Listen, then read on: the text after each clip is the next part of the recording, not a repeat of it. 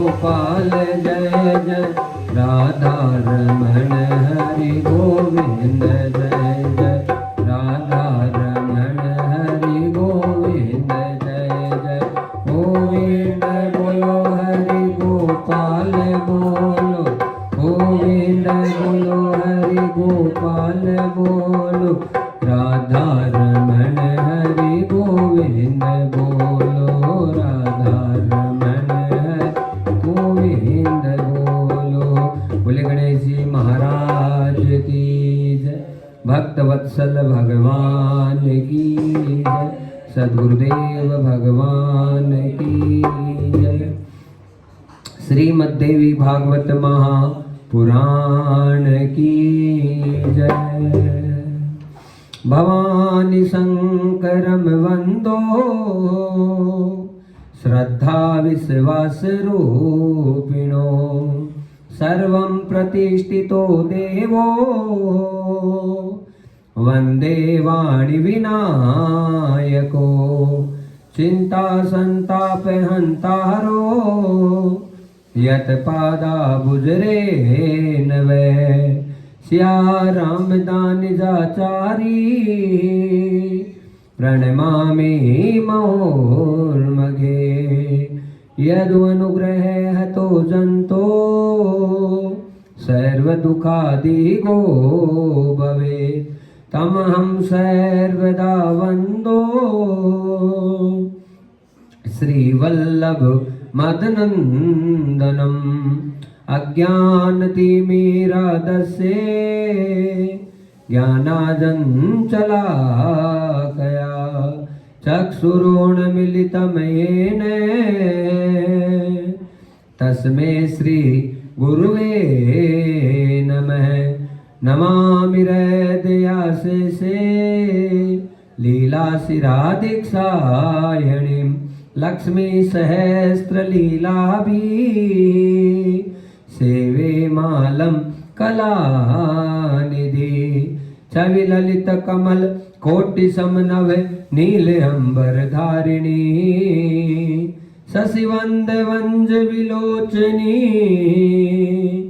चंद्रिका मृदुभासिनी आनंद घन गोविंद मन मंदिर अनन्य निवासिनी घनश्याम धन हित चातकी घनश्याम धन हित मनोहरी जय जय श्री राधे जय जय श्री राधे जय जय श्री राधे श्याम।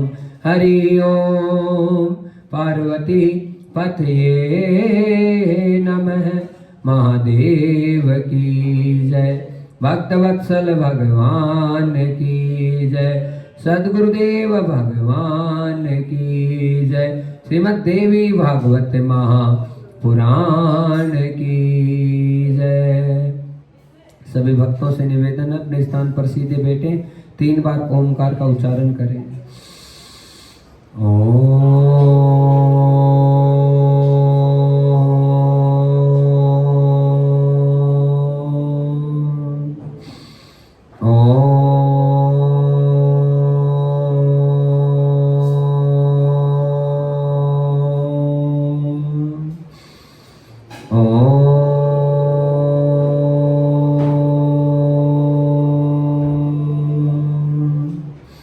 तुम कण कण में समाये हुए और प्रभु तुम में जगत समाया है। तिनका हो या पर्वत हो यह सभी तुम्हारी माया है। इस जग में सब प्राणी के प्रभु जीवन किया धारा हो। नमस्कार भगवान तुम्हें भक्तों का बारंबार हो। नमस्कार भगवान तुम्हें भक्तों का बारंबार हो। रूपी भेंट हमारे चरणों में स्वीकार हो। रूपी भेंट हमारे चरणों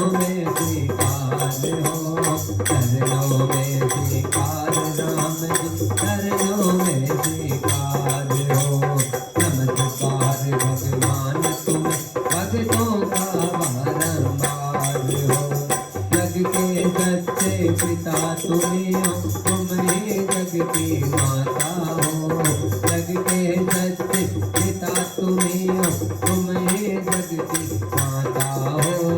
भाई बंधु सखा सहायक, रक्षक पोषक दाता हो। भाई बंधु सखा सहायक, रक्षक पोषक दाता हो। लेकर आती तक प्रभु की लेकर आती तक प्रभु तुम ही पालन हारा हो। नमस्कार मेरी मात तुम्हें भक्तों का बारंबार हो। नमस्कार मेरी मात तुम्हें भक्तों का बारंबार हो। ऋषि मुनियों की संसार द्वार तुम्हारे आते हैं। ऋषि मुनियों की संसार द्वार तुम्हारे आते हैं। राजा क्या रंग भिखारी तुमसे ही वर पाते। सब राजा क्या रंग भिखारी तुमसे ही वर पाते हैं। परम दयालु परम कृपालु जीवन की आधारा हो। परम दयालु परम कृपालु जीवन की आधारा हो। नमस्कार मेरी मात तुम्हें भक्तों का बारंबार हो। नमस्कार मेरी मात तुम्हें भक्तों का बारंबार हो। हरि ओम नमः शिवाय, हरि ओम नमः शिवाय, हरि ओम नमः शिवाय, हरि ओम नमः शिवाय। हे राधे कृष्ण शिवाय, हे राधे कृष्ण शिवाय, हे राधे कृष्ण शिवाय, हे राधे कृष्ण शिवाय। मेरी जय जगदम्बे माँ, मेरी जय जगदम्बे माँ, मेरी जय जगदम्बे माँ, मेरी जय जगदम्बे माँ। हरि ओम नमः शिवाय, हरि ओम नमः शिवाय, हरि ओम नमः शिवाय, हरि ओम नमः शिवाय, हरि ओम नमः शिवाय, हरि ओम नमः शिवाय, हरि ओम नमः शिवाय। कुछ समय के लिए पहले सबसे पहले क्षमा करें, दुर्गा चालीसा का पाठ करें, फिर थोड़ी देर के लिए हरि नाम संकीर्तन, फिर आगे बढ़ें। नमो नमो दुर्गे शुक्र, नमो नमो गंगे दुखहर। निरंकार है ज्योति तुम्हारी, तेरे लोग खेल उजियारे। सफेद लग्न महाविशाल, नेत्र लाल रक्त कराल। रूप मातु को अधिक सुहाए, भरत परत जल जग सुख पावे। तुम संसार सहज रहते न, पालन है तू अन्न धन देना। अन्नपूर्णा हुई जगपाला, तुम ही आदेश सुंदर बाला। लय काल सब मातन हारी, तुम गौरी शिव शंकर प्यारी। शिव योगी तुम्हारे गुण गावे, ब्रह्मा वेद तुम्हें नित जावे। रूप सरस्वती को तुम धारा, दे शुभ धीर मुनि न कुवारा। धरा रूप नरसिंह को अम्बा, पर्वत बही पहाड़ कर गंगा। रक्षा कर प्रहलाद बचाए, बिना कुछ को सर्प पटाए। लक्ष्मी रूप धरो जग माई, श्री नारायण अंग समाए। तीर सिंधु में करत विलासा, दया सिंधु दीजे वनराज। सिंहलाज में तुम्हें भवानी, महिमा अमित जात भगवान। मातंगे दो मावती माता, भुवनेश्वरी मंगला सुखदाता। धीरे लवकारा जगतारी, दीन बाल भक्तों कनिवार। हे हरिवान ओ भगवान, लांगुर वीर चलत भगवान। पर में पर खड़ग विराजे, लांगो देख काज दरबार। सोए ऐसे और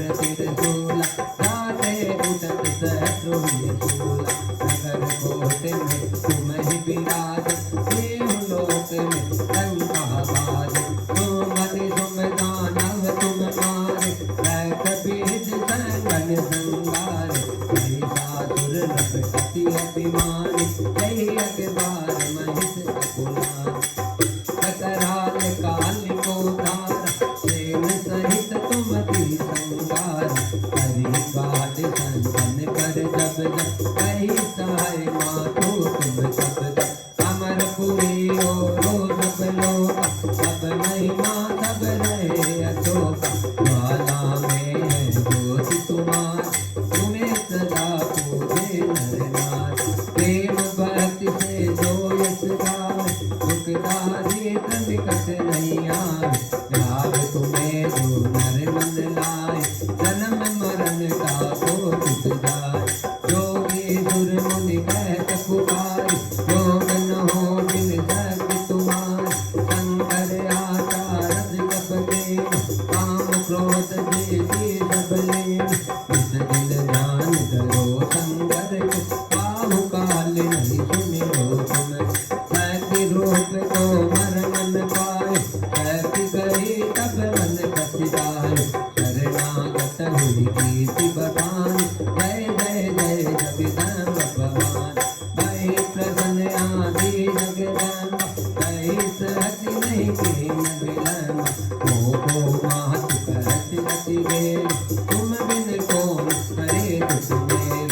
आशा तृष्णा निपट सताव, मोहि मदाधिक सब विद जाव। शत्रुनाश कीजे महाराण, तुमिरो एक चित तुम्हें भवान। हे मातु दयाल, कीर्ति सिद्धि दे करहु निहाल। दुर्गा चलिता जो कोई गावे, सब सुख भोग परम पद पावे। देवी दास शरण निज जान, करहु कृपा जगदम्ब भवानी, करहु कृपा जगदम्ब भवानी, करहु कृपा जगदम्ब भवानी, करहु कृपा जगदम्ब भवानी, करहु कृपा जगदम्ब भवानी। शरणागत रक्षा करे, बस रहे निशान। मैं आया तेरी शरण में, मातु लीजिए अंग भवानी, मातु लीजिए अंग। ओ दुर्गा मातु लीजिए अंग। बोले अम्बे मात की जय, भवानी मैया की जय। अम्बे शरणं मम, जय अम्बे शरणं मम, जय अम्बे शरणं मम, जय अम्बे शरणं मम, जय अम्बे शरणं मम, जय अम्बे शरणं मम, जय अम्बे शरणं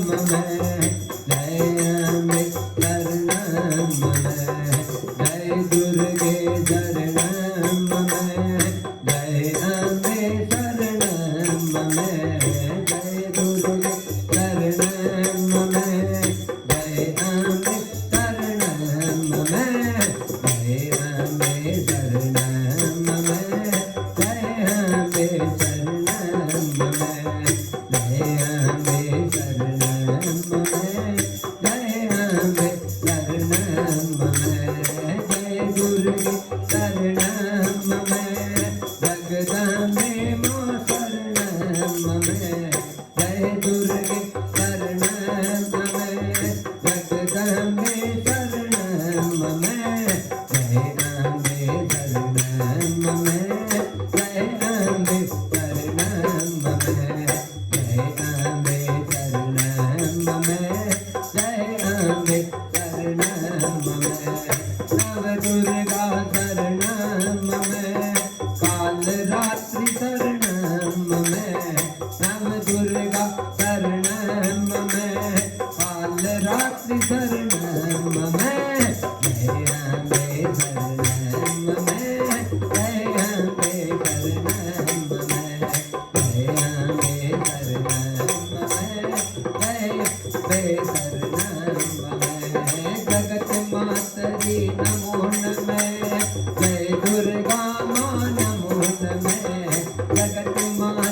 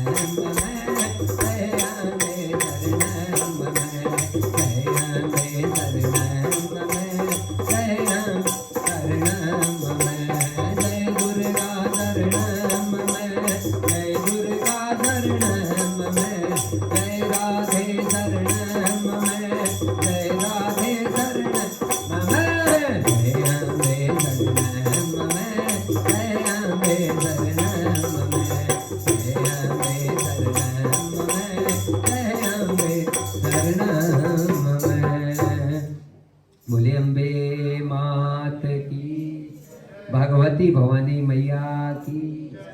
परम आनंद की बेला भक्तजनों, माँ भगवती का बहुत बड़ा आशीर्वाद हम समस्त भक्तों के ऊपर, और उसका ये साक्षात परिणाम है कि आज हम इस दिव्य अलौकिक अद्भुत अनुष्ठान के चतुर्थ दिवस की बेला में सब प्रवेश करने जा रहे हैं।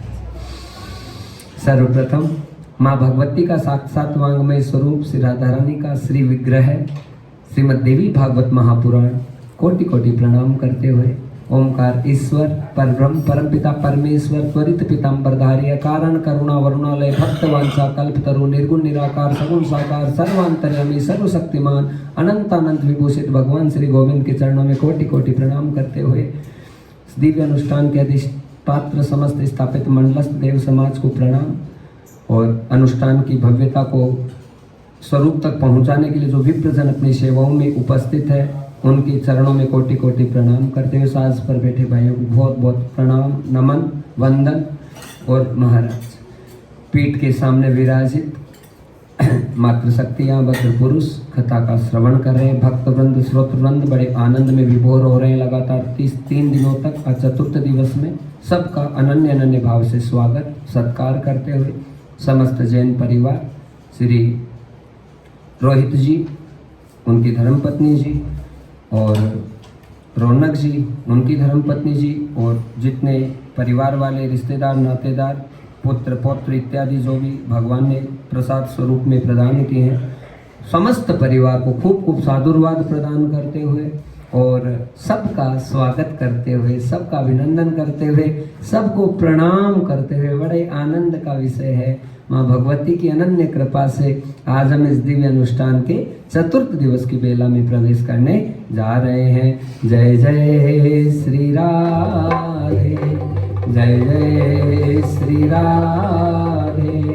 जय जय श्री राधे श्याम। भक्ति भक्त भगवंत गुरु चार नाम वपु एक, भक्ति भक्त भगवंत गुरु चार नाम वपु एक, इनके जो साधन करे नासत विघ्न अनेक, इनके जो साधन करे नासत विघ्न अनेक। भक्ति भक्त भगवंत गुरु चार नाम वपु एक, भक्ति भक्त भगवंत गुरु चार नाम वपु एक, इनके जो साधन करे नासत विघ्न अनेक, इनके जो साधन करे नासत विघ्न अनेक। ओ रामा नासत विघ्न अनेक, ओ रामा नासत विघ्न अनेक। बड़े अद्भुत पद के साथ में आज की चतुर्थ दिवस की कथा का शुभारंभ हो रहा है भक्तजनों। भक्ति भक्त भगवंत गुरु चार नाम वपु एक, इनके जो साधन करे नासत विघ्न अनेक। महाराज ना भगवान में फर्क है ना गुरु में फर्क है, और जो हमें सबको अलौकिकता प्रदान करती है उस भक्ति, ना उसमें फर्क है ना भक्त में फर्क है। कहने का मतलब है कड़ी एक ही होती है, और कड़ियाँ हमारे कर्मों के कारण से टूट जाती है, वो एक अलग विषय हो जाता है कि भक्ति कब जागृत होगी, ये विषय है। जब सदगुरु का दर्शन होगा तो भगवान के प्रति अनन्य प्रेम अपने आप हो जाएगा। गुरु आएंगे अपनी वाणी से, अपने वचनों से, अपने विचारों से जो सोए हुए भगवान है भक्ति को जागृत करके भक्त में पुनः प्रकाशित कर देते हैं। कहने का मतलब यह है भक्ति, भक्त, भगवंत, गुरु, ये चारों एक कड़ियां हैं, एक ही कड़ी है। जैसे आप माला पहनते, चेन पहनते हैं ना, तो उसमें मणि अलग अलग रहते हैं, एक भी मणिया टूट गया तो फिर माला बिखर जाती है। वैसे ही महाराज एक चेन है, भक्ति, भक्त, भगवंत, गुरु, चार नाम वपु एक, और इनके जो साधन करे तो नासत विघ्न अनेक। देखो थोड़ा थोड़ा भजन तो सबके जागृत रहता है, सबको पता है भाई राम नाम का महत्व है, लेकिन हमसे सही साधन नहीं हो पाता। सही साधन का मतलब हम अपने मन के मुताबिक भक्ति करते रहते हैं। मन के मुताबिक आज भजन कर लिया, कल नहीं किया, आज धूप ध्यावना कर ली, कल ज्योत ले ली, कल क्या कर लिया, परसों क्या कर लिया। उस स्थिति में हमें गुरु की आवश्यकता होती है। बिना सदगुरु के उपदेश के हम सटीक मार्ग पर नहीं चल सकते। और कहते हैं कि गुरु केवल निमित्त मात्र ही। देखिए हमने जब पहले दिन अनुष्ठान शुरू किया था तो आपसे बहुत सुंदर बात कही थी। वो कहा था कि पहले गुरु बनाओ, किसको? भागवत जी को, देवी भागवत जी को अपना गुरु मान लो 9 दिनों के लिए। बाद में आपकी क्या मंत्रणा रहे वो आपका विषय है, लेकिन 9 दिनों के लिए बस हमारी सदगुरु साक्षात श्री राधा रानी है और वो हमें आगे मार्ग प्रशस्त करेगी। तो हम जब केवल भावना करते हैं तो भावना करने मात्र से हमारे विचार शुद्ध होने लग जाते हैं। हाँ, बस गुरु है वो एक निमित्त है। गुरु ऐसा निमित्त है कि वो साक्षात ब्रह्म तक आपको लेकर जाएगा। हाँ, इंजन अच्छा होता है ना तो गाड़ियों को सबको खींच कर ले जाता है, वैसे ही सदगुरु जिनमें विचार अच्छे हैं, भव्यता है हर प्रकार से, तो वो सबको पार लगा देते हैं। तो हमें अच्छी भावनाओं के साथ में अपने जीवन का निर्वहन करना चाहिए। और बात ये है महाराज कि भक्ति है वो पता नहीं कब कैसे रंग लाती है, कोई पता नहीं है, कोई भरोसा नहीं। और जिसकी रंग में है भक्ति उसमें भंग हो जाता है? विघ्न आते हैं भक्ति के मार्ग में। जैसे जैसे भक्ति बढ़ती है ना, हमारे सदगुरु महाराज कहते हैं कि जैसे जैसे भक्ति बढ़ती है दुनिया भर की रिद्धियां सिद्धियां प्रकट होती है, और उन रिद्धियों सिद्धियों में आप अटक गए, फंस गए तो आपका भजन खराब हो जाएगा, फिर आप आगे नहीं बढ़ सकते। वो मार्ग तो इतना मतलब ऐसे हम ये भी कहें कि जटिल है और ये कहें कि सुगम भी है, दोनों चीजें कहें। सुगम तो तब होगा कि बस हमने एक ललक पकड़ ली, एक नाम पकड़ लिया। अब हमें चाहे कितना ही कोई भटकाव करने वाला है, चाहे कितना ही कोई उपदेश करने वाला है, चाहे कितना ही कोई ज्ञान सिखाने वाला है, लेकिन हमारे अंतरपटल पर जो नाम बस गया ना, बस वो संपूर्ण रूप से बस जाना चाहिए। और बस के बस उस नाम के साथ ही हमें अपने जीवन को आगे बढ़ाने की कोशिश करनी चाहिए। हाँ, हम किसी न किसी का सानिध्य लेते हैं ना भक्तजनों, तो महानता सिद्ध हो जाती है। देखो अभी जो महाराज आपको गद्दी पर नजर आ रहे हैं, उनके जीवन में भी बहुत सारे संत महात्मा हैं, उनका ही तो आशीर्वाद है, तब हम आपको 2 बात बता सकते, नहीं तो कहाँ से बताएंगे बताओ। हाँ, तो कोई ना कोई संतों का जो है हमें सानिध्य प्राप्त रहना चाहिए। और भक्ति कब घर बैठे भी रंग लाए और भक्ति चलती चलती भी भंग भी हो जाए, दोनों स्थितियां होती है। हमारे श्री श्रीनाथ जी महाराज की बड़ी सुंदर कथा आती है। नाथ द्वारा गए हैं आप कभी? हाँ, बड़ा सुंदर स्थान है, साक्षात श्री श्रीनाथ जी गोवर्धन बाबा है वहां पर विराजित है महाराज। तो वहां चित्तौड़ के राजा हुए, उनकी बेटी थी अजब कुमारी। हाँ, तो वो अजब कुमार, और देखो श्रीनाथ जी जो कि कौन है, साक्षात हमारे बांके बिहारी तो हैं, हमारे गोवर्धन बाबा ही तो हैं, गिरिराज जी महाराज हैं जो साक्षात वहां पर विराजित हुए। और वो क्यों विराजित हुए, उसकी बड़ी सुंदर कथा है। श्रीनाथ जी का वहां जाने का कारण 2 थे, एक तो अजब कुमारी, एक मीराबाई। हाँ, मीराबाई भी परम भक्त थी भगवान की, और वो तो सब चीज़ों को सर्वस्व त्याग कर हमेशा के लिए वृंदावन धाम में चली गई महाराज, तो उनकी जीवन की धन्यता पुष्ट हो गई। लेकिन अजब कुमारी जी के साथ क्या हुआ कि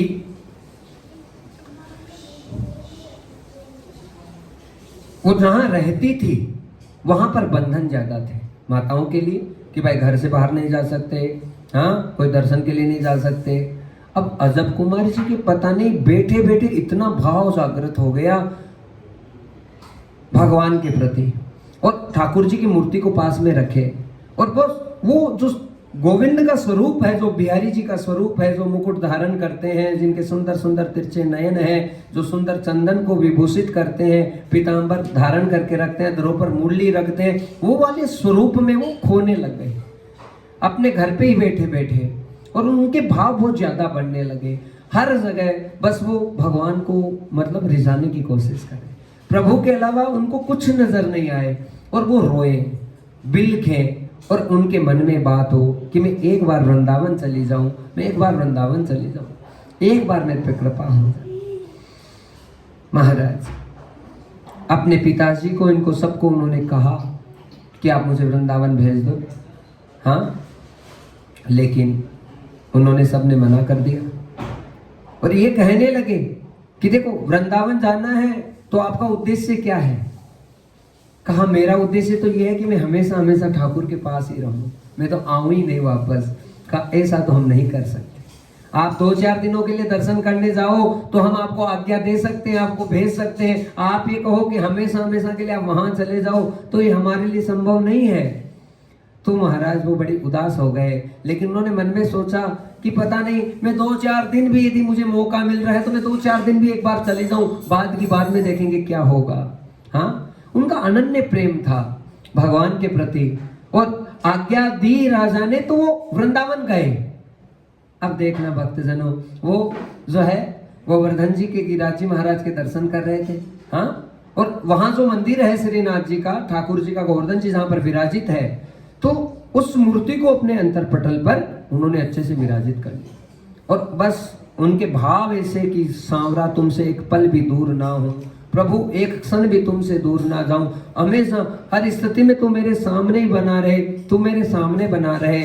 अब वहां पर पुजारी जी के पास गई कि पुजारी जी देखो मेरा बड़ा सुंदर भाव है, मुझे ये ठाकुर जी की मूर्त बड़ी प्यारी लगती है, और ये मेरे लिए मूर्त नहीं है, मेरे लिए साक्षात मेरे गोविंद हैं, तो मैं कुछ ना कुछ सेवा करना चाहती हूँ। पुजारी जी ने कहा भाई माताओं को तो अंदर मंदिर में जाना वर्जित है, अब पुरुष ही आरती करेंगे, पुरुष ही भोग लगाएंगे, पुरुष ही सारा काम करेंगे, तो आप तो अंदर नहीं जा सकती, आपको सेवा दे तो क्या दे। अब तो अजब कुमारी जी सोचने लगी कि मुझे कोई ना कोई सेवा ऐसी मेरे ठाकुर की मिले तो मैं खुश हो जाऊं।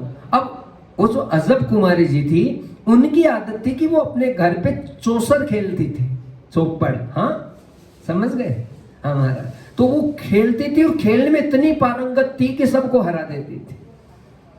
अब अजब कुमारी जी को कई बार सोते सोते इसे सपने में दर्शन हुए कि भगवान को भी चौसर खेलने की बड़ी आदत है, इनको भी बड़ा शौक है खेलने का। तो मन में सोचा कि मैं तो मेरे ठाकुर को बस चौसर की सेवा दूंगी, इनके साथ में चौसर खेलूंगी।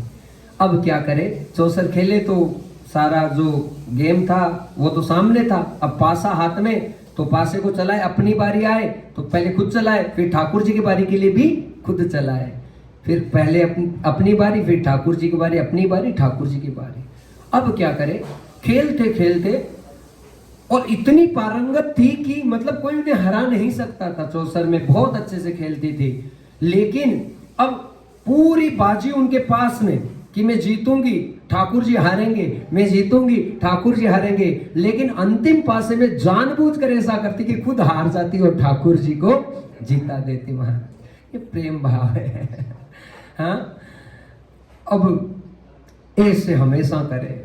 अब ऐसा करे तो 2-4 दिन से हमारे जो गोविंद थे उन्हें हंसते हुए नजर आए, जैसे ही जीते मेरे ठाकुर जी तो हंसते नजर आए। अब देखो प्रेम इसको ही कहते कि हम सामने वाले को खुशी क्या दें। हम किसी को दुख दे फिर कहें हम आपसे प्रेम करते हैं, तो वो प्रेम नहीं है महाराज। बस उनकी खुशी इस बात से है कि मेरे ठाकुर जब अपनी ये दक्तेलियां दिखाएंगे और मैं देखूंगी तो मैं बड़ी खुश हो जाऊंगी कि मेरा ठाकुर मेरे कारण से हंस रहा है। चौसर रोज खेलती है जब कुमारी जी, खेलते खेलते एकदम अंतिम मोमेंट पर रोज हार जाती महाराज। हाँ, डेली ऐसे करती। अब तो वो जो राजा था उसने कहा बिटिया चलने का समय हो गया, हाँ 4-5 दिन हो गए, अब तो यहाँ ज्यादा नहीं रुक सकते। उनकी आंखों में आंसू आ रहे हैं। रुदन हो रहा है, मन में भाव ये बन रहा है प्रभु अब तुमको छोड़कर मैं जाऊंगी कैसे, तुम्हारे सामने इतनी मगन हो रही हूँ, तुम्हारे दर्शन कर रही हूँ और दर्शन से बस मुझे इतना सुख, इतनी शांति, इतना आनंद मिल रहा है, बस उसके अलावा मुझे कुछ नहीं चाहिए। बोलो ना राधे राधे। संत भी हमारे आते हैं ना और अनुष्ठान हो जाता है तो उसके बाद में बहुत आंसू आते हैं। बोलो राधे, क्योंकि वो साक्षात भगवत स्वरूप ही होते हैं और कोई ना कोई देवी शक्ति है हमारे घर में आगमन करती है और वो जब रहते तो खुशहाली रहती है। रहती कि नहीं रहती बताओ? अपने आप ही आनंद मंगल हो जाता है और विदाई होती है तो दुख होता है। तो यहाँ पर उनको बड़ा दुख हो रहा है, परेशानी हो रही है कि हम क्या करें, हम क्या करें। तो महाराज ऐसे सोचने लगी, लेकिन आज कहा ठाकुर जी अब तो मुझे जाना है, चलो एक गेम आपके साथ में और खेल लेती हूँ। अब अजब कुमारी जी वापस श्री ठाकुर जी के साथ में, श्रीनाथ जी के साथ में खेलने लगी। कहाँ खेल रही है? गोवर्धन में खेल रही है। अभी श्रीनाथ जी यहाँ आए नहीं हैं, लेकिन अब आएंगे कैसे? सुनना, बड़ी अद्भुत कथा है महाराज। कि जैसे ही वो खेलने लगे, चौसर खेल रहे हैं, खो गए एकदम चौसर में और पूरी बाजी अजब कुमार जी के पक्ष में है। ठाकुर जी को पूरा लग रहा है कि आज तो मैं हार ही जाऊंगा, आज तो मैं पक्का ही हार जाऊंगा। लेकिन अंतिम पासा जानबूझकर ऐसा चलाया अजब कुमारी ने कि सारी की सारी बाजी जो कि अजब कुमारी जी के पास में थी, श्री ठाकुर जी के पास में ट्रांसफर हो गई और जीते ठाकुर जी। जीतते इतने खुश हो गए, इतने खुश हो गए कि साक्षात प्रकट हो गए और प्रकट होकर अजब कुमारी को गले में भर लिया। इतना आनंद ने प्रेम दिया, कहा तू मेरी सच्ची भक्त है। हाँ, मुझे मेरी खुशी के लिए तू इतना आनंद और मंगल मुझे कराया। अरे हमेशा हारी हुई बाजी मुझे दी, जा मैं तुमसे बड़ा प्रसन्न हूँ। कहा मांग ले। कहा प्रभु वचन दो कि जो मांगूंगी वो दोगे आप। कहा मैं वचन देता हूँ, तो जो मांगेगी तुमको मिलेगा। तो आज क्या मांगा उन्होंने कहा कि हम बेटियां हैं और हमारे पैरों में बेड़ियां ज्यादा है प्रभु, हम रोज वृंदावन नहीं आ सकती, लेकिन हमारा भाव ये है कि आप हमारे साथ में आप चित्तौड़ जाने की तैयारी करो, आप नाथ द्वारा चलो। भगवान ने उसी समय स्वीकृति प्रदान कर दी और वही श्री श्रीनाथ जी महाराज साक्षात नाथ द्वारा में विराजित है। बोलो बाल कृष्ण भगवान की, गोवर्धन नाथ की। मारा सांवरिया सिर मोर, मारा बंद दरवाजा खोल। सांवरिया सिर मोर, मारा बंद दरवाजा खोल। माखन जोत मिश्री जोत, गली गली गली गली सोत। माखन जोत मिश्री जोत, गली गली गली गली सोत। नाथ द्वार का नाथ जीते, आओ थोड़ा दो। मारा सांवरिया सिर मोर, मारा बंद दरवाजा खोल। मारा सांवरिया सिर मोर, मारा बंद दरवाजा खोल। ओ माखन जोत मिश्री जोत, माखन जोत मिश्री जोत, गली गली गली गली सोत। नाथ द्वार का नाथ जीते, आओ थोड़ा दो। मारा सांवरिया सिर मोर, मारा बंद दरवाजा खोल। मारा सांवरिया सिर मोर, मारा बंद दरवाजा खोल। सांवरिया सिर मोर, मारा बंद दरवाजा खोल। हर मोर मुकुट तो साजे, हर मोर मुकुट तो साजे।